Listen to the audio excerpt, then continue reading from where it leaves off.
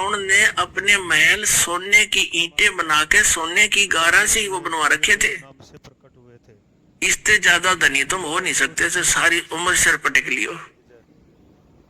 और रावण जैसे रणधीर श्री राम के भी छक्के छुड़ा दिए थे उसे ऐसे ने, लेकिन भक्ति सत ना करने से सर्व सोने की लंका थी वह रावण से रणधीरम, एक पलक में राज विराजी राज से नीचे हो गया, यानी राज रहित हुआ।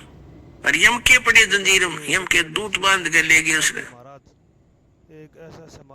फिर कहते हैं दुर्योधन से राजा होते संग 101 भाई, एक से एक बलशाली, और 11 सोनी सेना, 11 करोड़ सेना साथ चले थी नो, खूब फूल के चले था। और कहते हैं 11 सोनी संग चले थी, दे गीद ना खाई, कुत्याली मौत मरा। यहाँ किस चीज को तुम महिमा मानते हो, किसके ऊपर आश्रित हुए बैठे हो? इससे बड़ा यश कोई नहीं आपका सतलोक में, बस जहां जाने से तुझे पूर्ण सुख होगा। संतों शरण लाग रे, के सोवे गफलत में बंदे, जाग जाग नर जाग रे, जाग जाग नर जाग रे। उठ सवेरे हुक्का भर लिया, के जाग्या नर भाग रे। उठ सवेरे हुक्का भर लिया, के जाग्या नर भाग रे। सुक्रम किया ना करी रे बंदगी, ये फूटे तेरे बाग रे, फूटे तेरे बाग रे। और बात तेरे काम न आवे, संतों शरण लाग रे, के सोवे गफलत में बंदे, जाग जाग नर जाग रे, जाग जाग नर जाग रे। इस तन सराय में जीव मुसाफिर, यू करता रहे दिमाग रे। इस तन सराय में जीव मुसाफिर, करता रहे दिमाग रे। रात बसेरा कर ले डेरा, चले सवेरा त्याग रे, चले सवेरा त्याग रे। और बात तेरे काम न आवे, संतों शरण लाग रे, के सोवे गफलत में बंदे, जाग जाग नर जाग रे, जाग जाग नर जाग रे। उमदा चोला बड़ा अनमोला, ये लगे दाग पे दाग रे। उमदा चोला बड़ा अनमोला, ये लगे दाग पे दाग रे।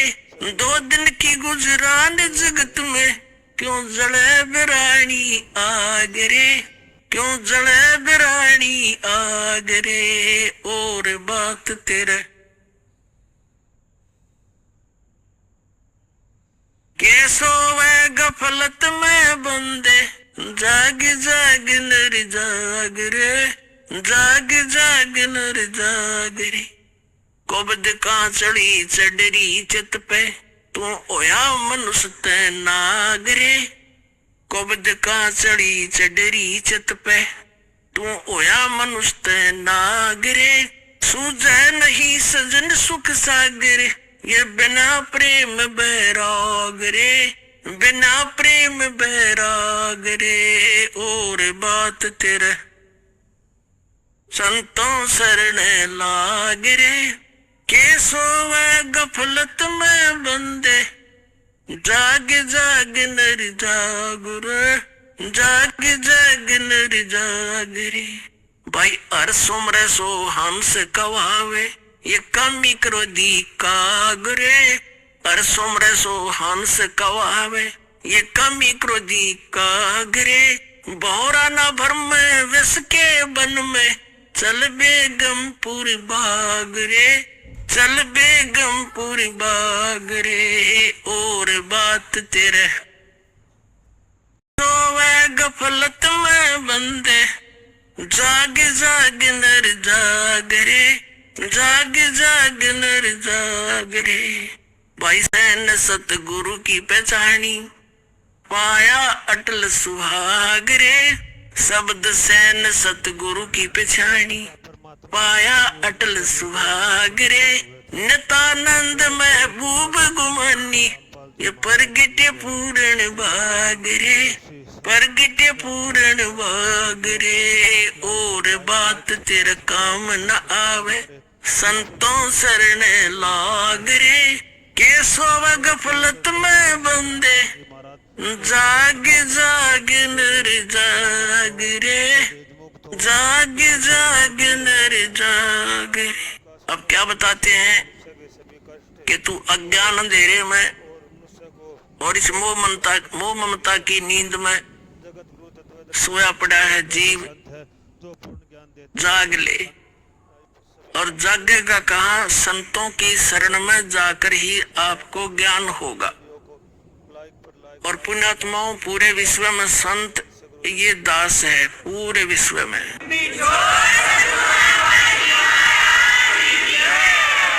जब तक आप इस दास को पहचानोगे नहीं, ज्ञान से परिचित नहीं होगे, हो सकता आपने ये एक ऊट पटांग सी बात लगे जो दास कह रहा है कि इस विश्व में किसी के पास यथार्थ भक्ति मार्ग नहीं है इस दास के अतिरिक्त।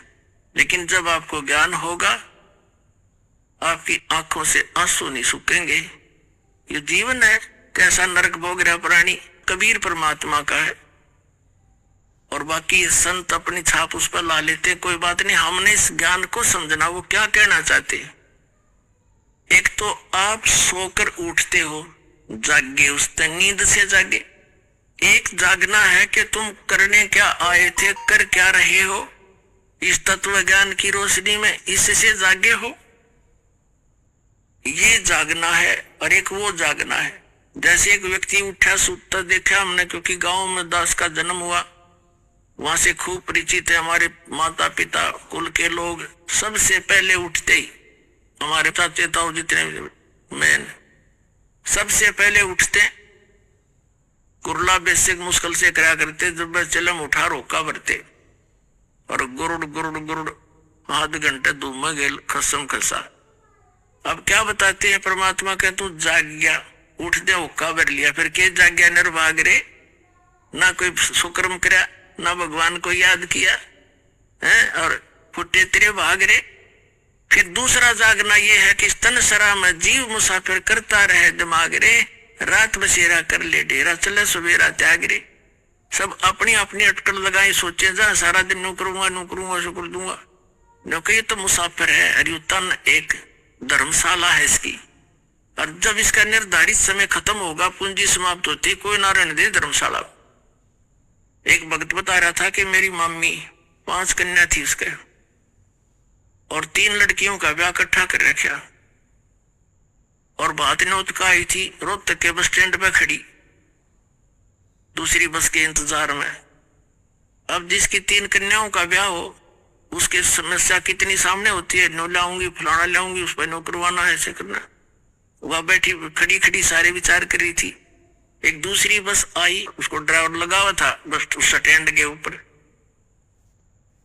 उसका ध्यान रहा नहीं, वो थोड़ी सी साइड में होकर घड़ी बैक होगी। वह माई खड़ी थी पिलर के सारे पोल के साथ में, वह बस लगी पाछे थे, उसने पता नहीं क्यों जा रहा, ध्यान वह सामने बसाने लग रही, हड़ लगी छाती में, आध घंटा तरफ का वही मर गई। बता, पटपट करें जावा में सारा दिन, एक पल का भरोसा नहीं।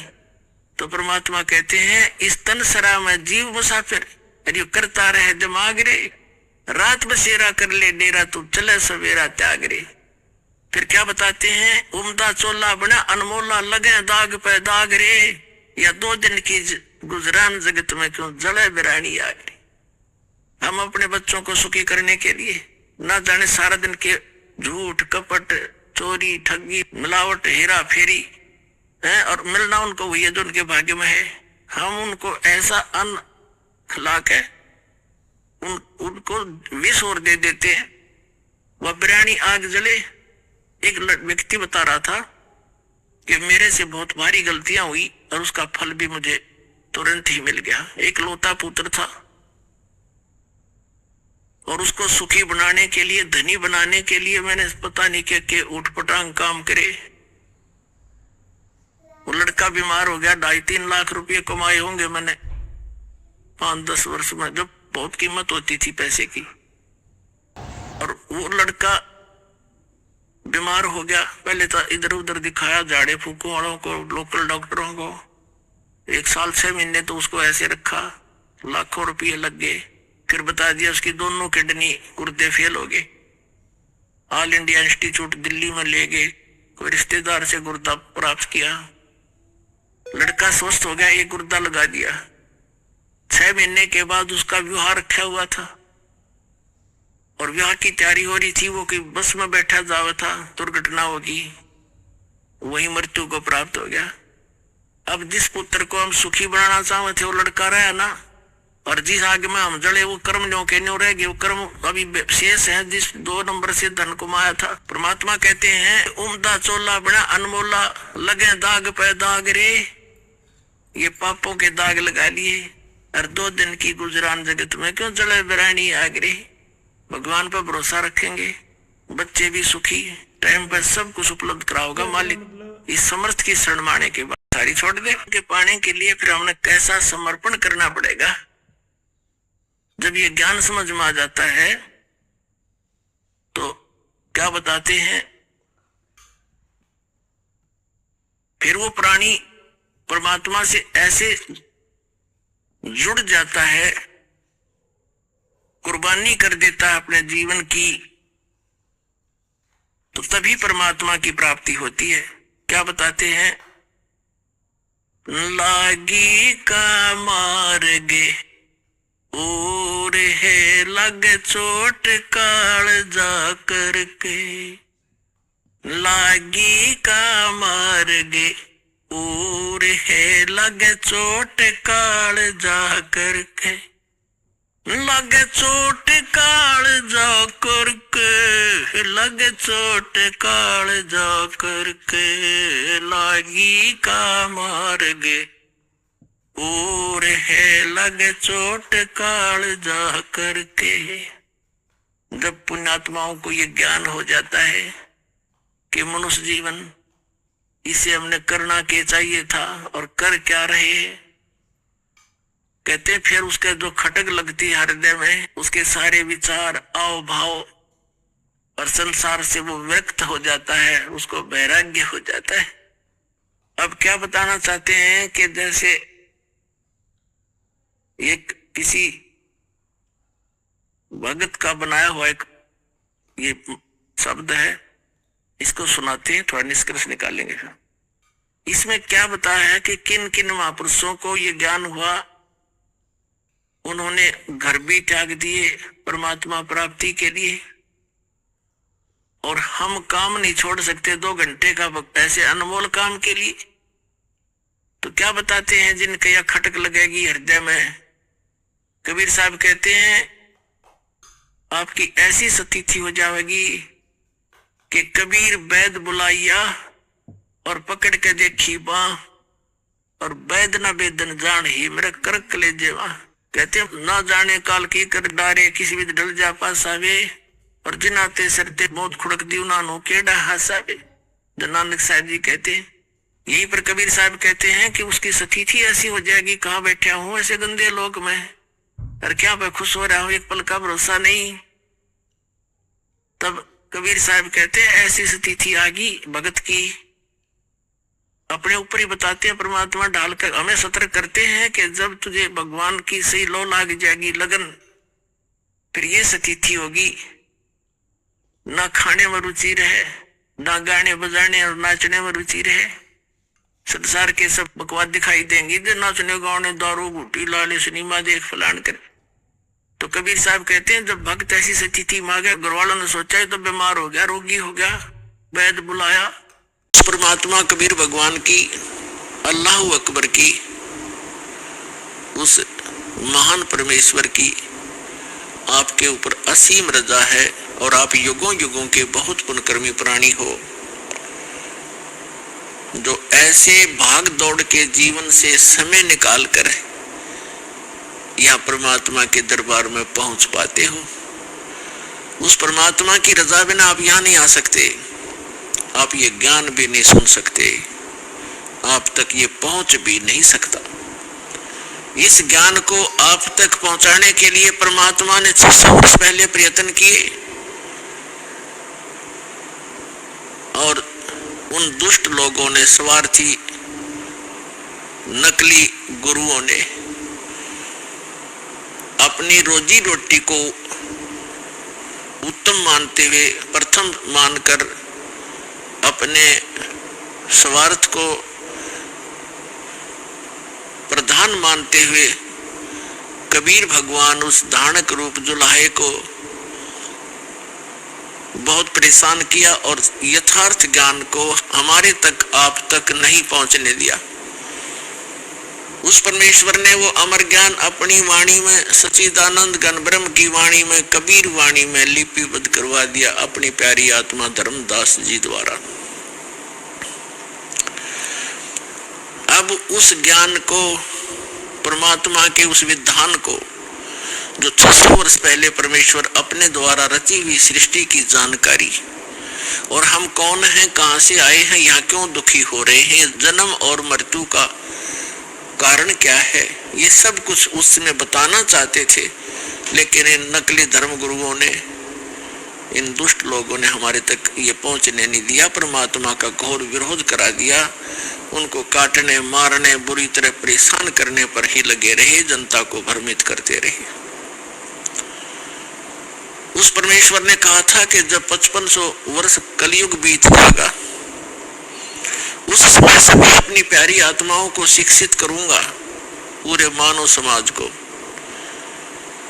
और सदग्रंथों को। ये सभी धर्म के धर्मी अपने धर्म ग्रंथों को सच मानते हैं, और जिन गुरुओं को हम शास्त्र विज मानते थे, वो अपने ही सदग्रंथों से अनभिज्ञ थे, अपरिचित थे, अज्ञानी थे, और हम उनको केवल संस्कृत भाषा जानने के कारण उन पर विश्वास किया करते थे कि सभी सदग्रंथ संस्कृत भाषा में हैं, और ये हमारे हिंदू धर्म गुरु संस्कृत भाषा पढ़े हैं, इन्होंने सदग्रंथों को ठीक ठीक जाना होगा, ये सही बता रहे। और उनकी एक दाल गलती रही उस समय कि कबीर जुलाहा है, धानक है, और उस समय संस्कृत पढ़ने का अधिकार केवल ब्राह्मण वर्ग को ही था। इसलिए आम आदमी को यह शंका नहीं बनी, ये विश्वास बना नहीं, ये शंका बनी रही कि कबीर जी अशिक्षित है, परमेश्वर कबीर जी अशिक्षित है, ये झूठ ही बोल रहे होंगे सदग्रंथों के बारे में, क्योंकि सदग्रंथ हमारे पवित्र वेद, पवित्र श्रीमद् भगवद गीता, पवित्र पुराण आदि आदि ये संस्कृत भाषा में लिपिबद्ध है।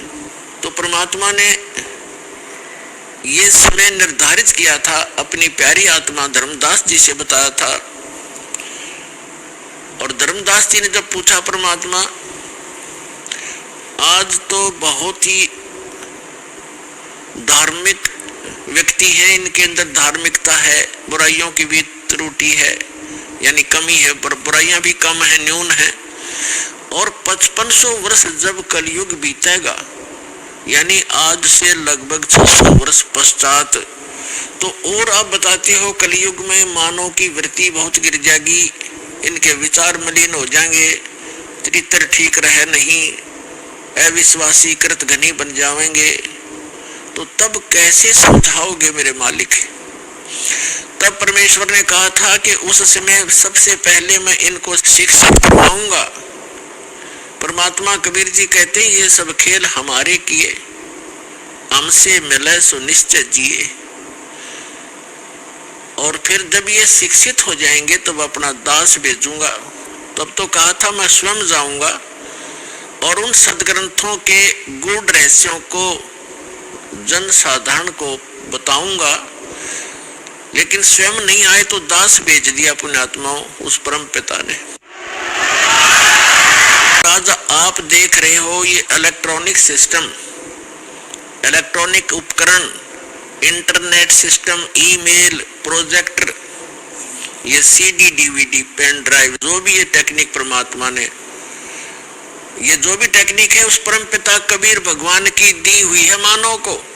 ये मानव सत्र की सोच नहीं, ये सत्कर मान लेना। अगर ये मानव की सोच होती तो लगभग 40 लाख वर्ष तो इस चतुर्युगी के बीत गए हैं और आज तक ये टेक्निक उपलब्ध नहीं हुई, मानव नहीं खोज सका। ये परमात्मा ने कलयुग इसलिए नाम रखा इसका कि इसमें मशीनरी युग होगा, टेक्निक इसके अंदर परमात्मा अपने बच्चों को देंगे।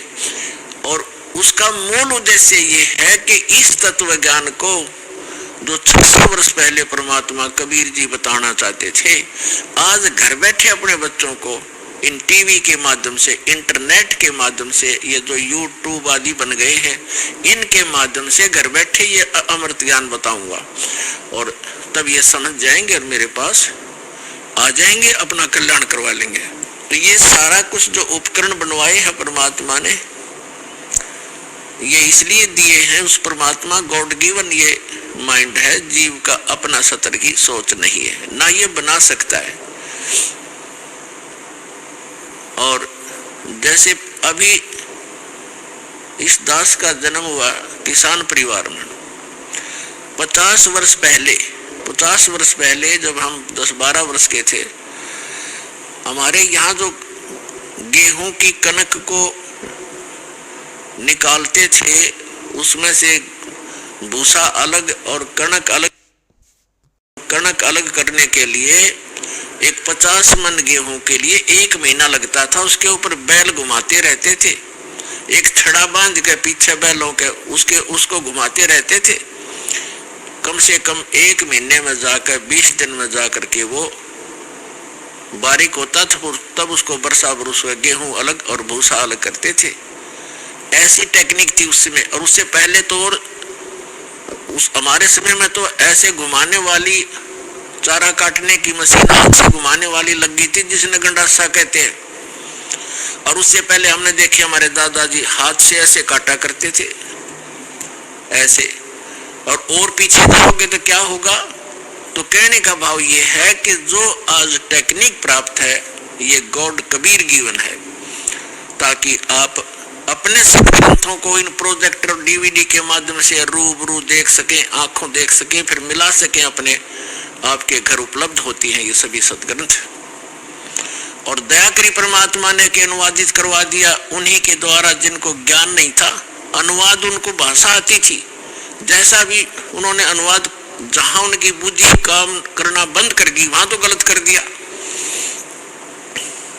और जहां साधारण अनुवाद थे उन्होंने कर दिए। कहां स्लिप करी उनकी बुद्धि? जैसे श्रीमद् भगवत गीता अध्याय नंबर 7 के मंत्र नंबर 18 में अनुत्तम गति शब्द है। गीता ज्ञान दाता अपने से अन्य परमात्मा के विषय में जानकारी देता है और अपने विषय में भी जानकारी देता है। लेकिन गीता अनुवाद करने वालों का दृष्टिकोण यही रहा कि श्री कृष्ण जो है ये सुप्रीम पावर है।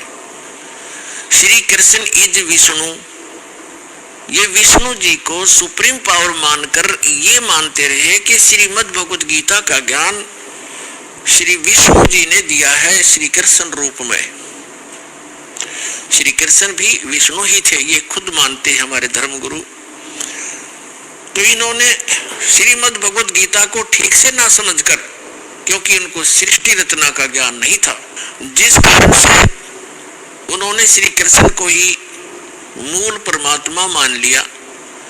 जबकि गीता अध्याय नंबर 15 के श्लोक 16 और 17 में 3 प्रभु बताए हैं, 3 पुरुष बताए हैं।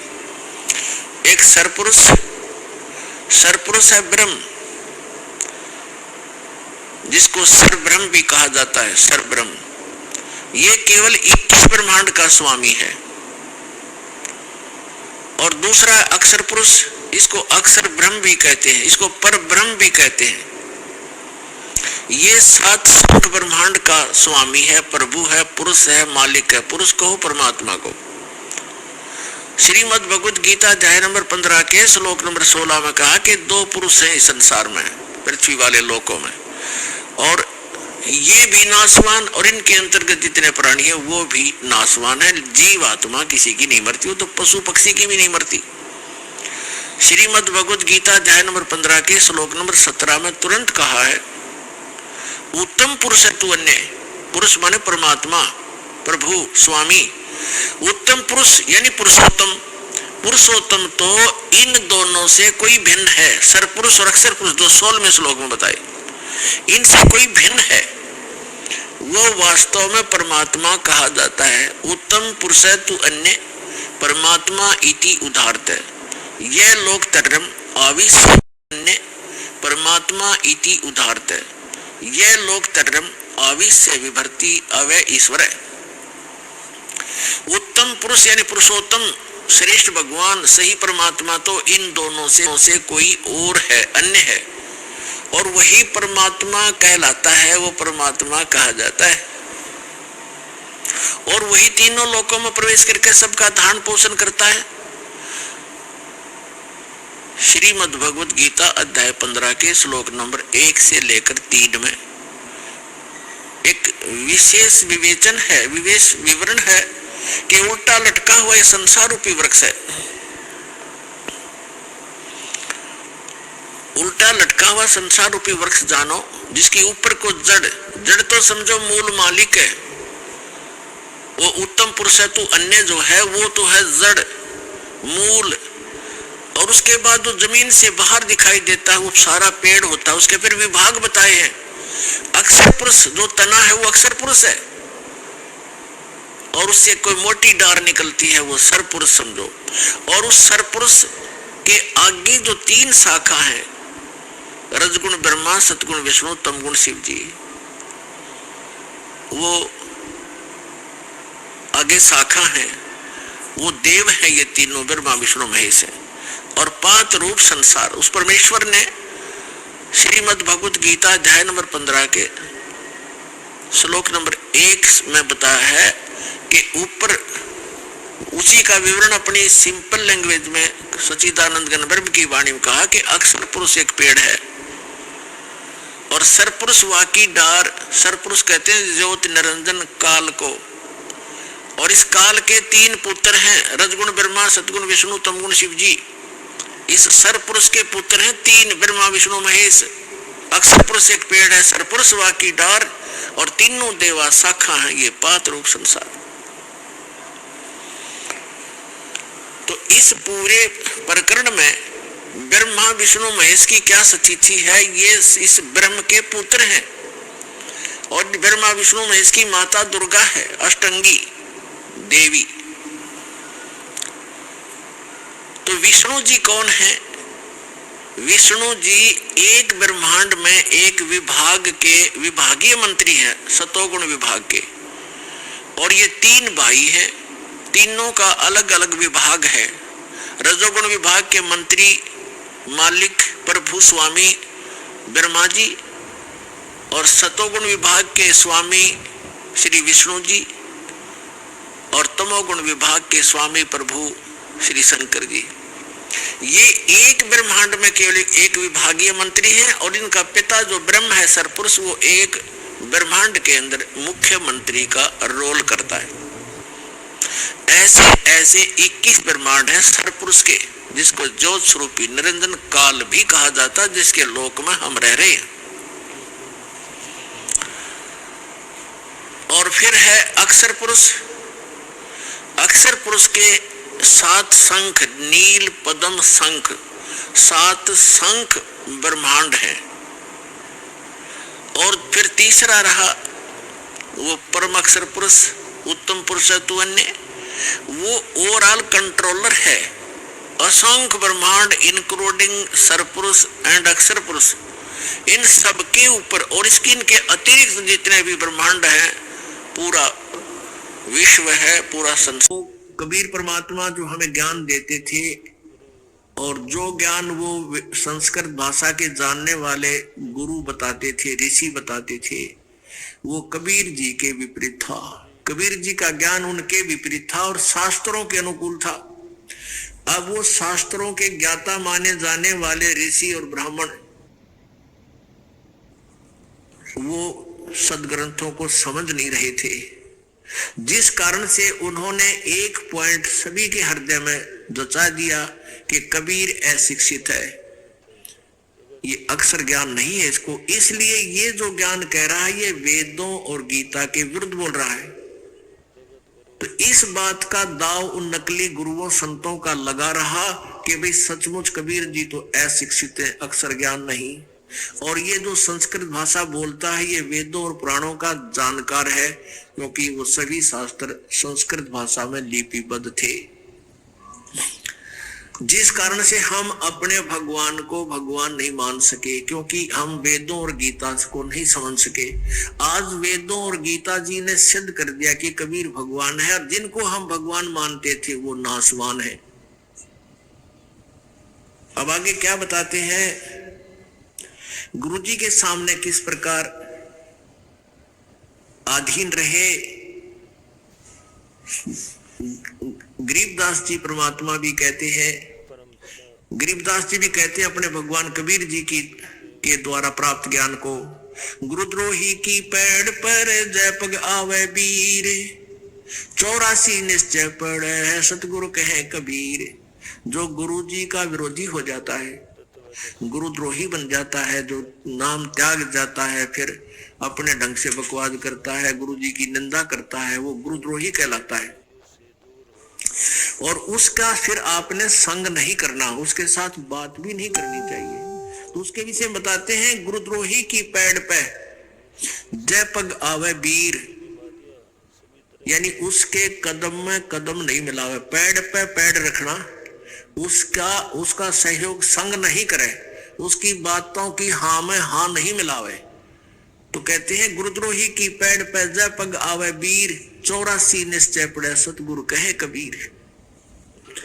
अब कहते हैं, दो कर जोड़ गुरु के आगे, करबो विनती चरना लागे, अति शीतल बोले सब बहना, मिटे सकल कपट के बहना। हे गुरु तुम हो दीन दयाला, मैं हूं दीन करो प्रतिपाला, बंदी छोड़ मैं अति अनाथा, बहुत जल बूढ़त पकड़ो हाथा। नमर हो बातें करे, दो कर जोड़ गुरु के आगे, करबो विनती चरना लागे, अति शीतल बोले सब बहना, मिटे सकल कपट के बहना। और कैसी यातना करे, हे गुरु तुम हो दीन दयाला, मैं हूं दीन करो प्रतिपाला, बंदी छोड़ मैं अति अनाथा, भवजल बूढ़त पकड़ो हाथा। दीजो उपदेश गुप्त मंत्र सुनावो, जन्म मरण भव दुख छुड़वाओ। जैसे आपको प्रथम मंत्र दिया जाता है, उसके बाद आपको सतनाम दिया जाता है, और फिर एक गुप्त मंत्र है सार नाम। उसके विषय में परमात्मा कह रहे हैं कि ऐसे आपने अधीन होना है अपने सार नाम प्राप्त प्राणी को प्राप्त करने के लिए। प्राणी को बंदी छोड़ मैं अति अनाथा, भवजल बूढ़त पकड़ो हाथा, दीजे उपदेश गुप्त मंत्र सुनावो, जन्म मरण भव दुख छुड़वाओ। यो आदीन होवे शिष जब ही, शिष पर कृपा करे गुरु तब ही। कि गुरु के लिए भी संदेश दे रहे हैं, जो अपना कृपा पात्र भेजते हैं प्रभु, कि जब इतना अधीन प्राणी हो ले तब गुरु उसको गुप्त मंत्र देवे, जो सतगुरु है। वैसे नहीं देवे, वो व्यर्थ हो जाएगा, लाभ नहीं होगा। कैसे नहीं होगा? जैसे एक समुद्र में सीप होती है, सीप, और उस सीप में एक प्राणी होता है, जैसे आपने शंख देखे होंगे, शंखले से इस टाइप का ये जीव का ऊपर कवर होता है। तो उसमें एक सीप में एक जीव एक सीप होती है, जीव ही होता है वो, उसका कवर ऐसा होता है, उसका शरीर जैसा शंख का आपने देखा होगा, ऐसा उसका शरीर होता है। और वो सीप समुद्र में ही रहती है, जल से बाहर नहीं जाती। और उसको जब प्यास लगती है, वो जल के ऊपर आ जाती है समुद्र के, और आसमान से जब वर्षा हो रही हो, रजा हो प्रभु की, उस समय आसमान से वर्षा हो, तो उस वर्षा के जल को वो मुख में ग्रहण कर लेती है, और उस आसमान से गिरे हुए जल से को प्राप्त करके मुंह बंद कर लेती है, फिर उसमें मोती बनता है, अन्यथा मोती नहीं बने। अब जब उस सीप का मुंह बंद हो और वो जमीन समुद्र के ऊपर तैर रही हो, तो कहते हैं सारा सामान बरस जा, मोती नहीं बन सकता। तो क्या कहते हैं परमात्मा कि जब आप में इतनी तड़प होगी तो आपके अंतःकरण रूपी सीप का मुंह खुल गया, और उस खुले मुंह में जब गुप्त मंत्र डाला जाएगा तो आप फिर वो उसमें मोक्ष रूपी मोती बन पाओगा। अन्यथा अगर आपका अंतःकरण का मुंह नहीं खुला, चाहे कितनी बार वो मंत्र दे दें, आपका कभी काम नहीं आएगा। तो यहाँ क्या कहते हैं, यो आदीन हो ऐसे जब ही शेष पर कृपा करे गुरु तब ही। गुरु से शेष जब दीक्षा मांगे है, मन कर्म वजन धरे धन आगे। गुरु से जब शेष दीक्षा मांगे और मन कर्म वचन धरे धन आगे। मन कर्म वचन से तो आपकी सच्ची लगन हो, और धरे धन आगे यानी जितनी भी आपकी दीक्षा योग्य, तो आप चाहते पूजा 10 2 4 10 रुपए वो अवश्य उसमें दे। कहने का भाव ये है, ऐसी प्रीत देखे गुरु जब ही, गुप्त मंत्र कहे गुरु तब ही। भक्ति मुक्ति को पंथ बतावे है, बुरो होण को पंथ छुड़ावे। ऐसे ऐसे उपदेश ही पाई, होए दिव दृष्टि पुरुष पैदाई।